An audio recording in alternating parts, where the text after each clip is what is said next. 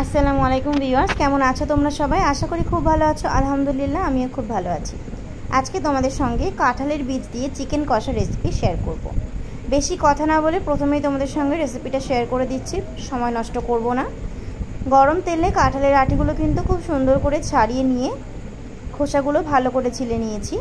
এরপরে ছ্যাঁকা তেলে সুন্দর করে লবণ দিয়ে ভেজে নিচ্ছি। এটাকে কিন্তু হালকা লবণ দিয়ে ছ্যাঁকা তেলে ভেজে আলাদা করে তুলে নিতে হবে। একটু লাল লাল করে ভাজতে হবে। দেখতে পাচ্ছ আমার কিন্তু ভাজাটা হয়ে গেছে। আমি এটাকে তুলে নিচ্ছি। এরপরে আমি গোটা গোটা করে আলু কেটে রেখেছিলাম।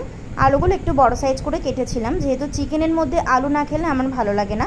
আলুটা যদি তোমরা স্কিপ করতে চাও তাহলে করতে পারো, আমার ভালো লাগে সেজন্য আলু দিয়েছি। এরপরে তেলের মধ্যে কুচানো পেঁয়াজ দিয়ে দিচ্ছি।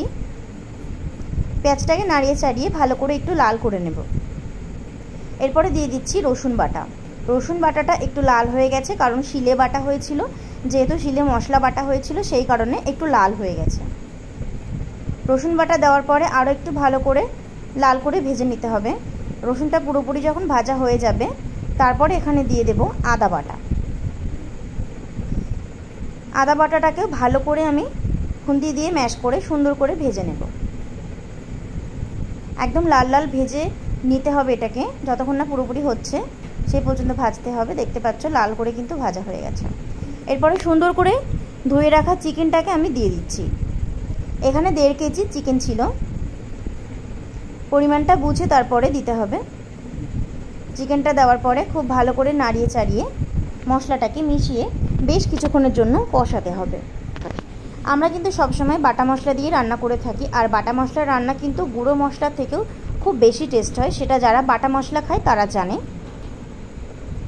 স্বাদ মতো লবণ দিয়ে দিচ্ছি। লবণটা এখানে আমি একটু অল্প দিয়েছি, কারণ আগে থেকে যখন আমি কাঁঠালের আটিগুলো ভেজেছিলাম তেলের মধ্যে সামান্য লবণ ছিল, যাতে বেশি না হয়ে যায় একটু অল্প দিলাম, পরে চেক করে আবার দেওয়া যাবে। লবণটা দেওয়ার পরে যখন কষাচ্ছিলাম হালকা একটু পানি ছেড়েছে চিকেন থেকে, আর এখানে আমি দিয়েছি টমেটো পেস্ট। টমেটোটাকে কিন্তু পুড়িয়ে তারপরে খোসা ছাড়িয়ে হাত দিয়ে এটাকে ম্যাশ করে নিয়েছি। তোমরা চাইলে এখানে টমেটো পিউরি দিতে পারো, মিক্সারে তোমরা এটাকে পেস্ট করতে পারো। এরপরে ভালো করে চিকেনটাকে কষিয়ে নিতে হবে। তেলের মধ্যে কিন্তু টমেটো পেস্টটা দিলে চিকেনটা সেদ্ধ হতে একটু বেশি সময় নেবে, এর জন্য আমি অনেকটা পরেই টমেটোটা অ্যাড করেছি। দেখতে পাচ্ছ চিকেন থেকে কিন্তু অনেকটাই পানি বেরিয়ে এসেছে, এখানে অন্য এক্সট্রা কিন্তু পানি দেওয়া হয়নি। এবারে আমি এখানে বাটা মশলাটা দিয়ে দিচ্ছি। এখানে ছিল শুকনো লঙ্কা ও ভাজা জিরে বাটা। মশলাটাকে খুব সুন্দর করে মিহি করে বাটা হয়েছে। এরপরে এই পানির সঙ্গে খুব ভালো করে নাড়াচাড়া করে মশলাটাকে চিকেনের গায়ে ভালো করে মাখিয়ে নিতে হবে। আর এই পানিটার সঙ্গে কিন্তু চিকেনটাকে খুব ভালো করে কষাতে হবে। চিকেন থেকে যে পানিটা বেরিয়েছে সেটা দিয়ে কিন্তু চিকেনটা অর্ধেক সেদ্ধ হয়ে যাবে, এক্সট্রা কোনো পানি দেওয়া লাগবে না এখানে। এবারে আমি পরিমাণ মতো হলুদ দিয়ে দিচ্ছি। পানি কিন্তু আগে থেকে অনেকটা শুকিয়ে এসেছে। হলুদ দেওয়ার পরে যদি মনে হয় একটু পানির প্রয়োজন তাহলে দিতে পারো, আর যদি পানি এক্সট্রা থাকে তাহলে দেওয়ার কোনো প্রয়োজন নেই। হলুদটাকে ভালোভাবে আমি মিশিয়ে নিচ্ছি। এবারে আরও কিছুক্ষণের জন্য আমি একটু কষিয়ে নেব। আমি উপর থেকে একটু তেল অ্যাড করে দিলাম।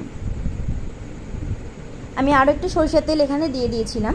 এরপরে ভেজে রাখা কাঁঠালের আটিগুলো আমি দিয়ে দিচ্ছি। কাঁঠালের আটি কিন্তু বিভিন্ন রকমের রেসিপি বানানো যায়।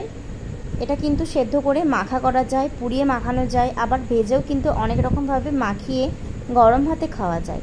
তোমরা যদি কাঁঠালের আটির অন্য কোনো ভিডিও দেখতে চাও অবশ্যই আমাকে কমেন্ট করবে, আমি সেই রেসিপিটা তোমাদের সঙ্গে শেয়ার করার চেষ্টা করব। কাঁঠালের আটিগুলো দেওয়ার পরে আরও কিছুক্ষণ নাড়িয়ে চাড়িয়ে আমি ভালো করে চিকেনটাকে কষিয়ে নেব। এখানে আমি চিকেনের লেগ পিসটা একটু কেটে দিয়েছি যাতে ভিতরে মশলাগুলো পৌঁছায়। আরও একটু বাটা মশলা আমার এখানে লাগছে। এখানে ছিল দারচিনি, জয়ত্রী আর এলাচ।